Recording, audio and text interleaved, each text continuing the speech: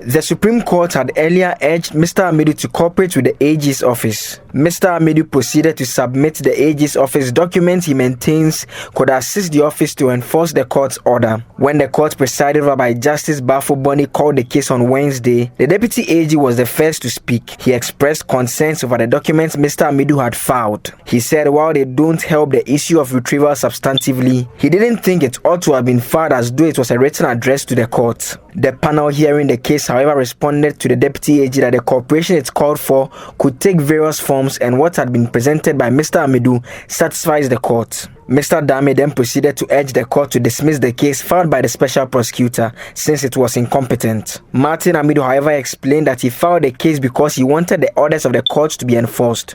The Deputy AG rebutted that the special prosecutor was creating the impression that the AG's office was not bent on retrieving the money.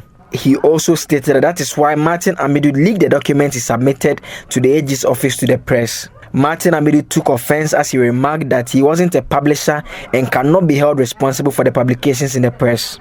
Mr. Yebo Adame rebutted that the special prosecutor indeed told the press that the AG's office wasn't working to retrieve the money. He maintained the special prosecutor said this in an interview on an online program dubbed Time with David. He urged the court to rule on his request that the application is incompetent. The special prosecutor reacted once again that he doesn't like it when he is tagged as someone who tells lies. He added that the court's decision could well affect the desire of citizens to expend their limited resources to ensure that the laws of the state are respected. The panel raised concerns about instances where lawyers speak to the press while their cases are pending. It urged the lawyers to desist from such practices. The court dismissed the application filed by Mr. Amidu, describing it as incompetent. Deputy AG reacted to the ruling in open court by saying he was going to call the special prosecutor to cooperate with him. Mr. Amidu was at this point walking away from the seat reserved for lawyers and remarked that, quote, "If you don't respect me, you can't come to me," end quote. He took his seat in a public gallery and could be heard saying, quote, "My son is even older than you.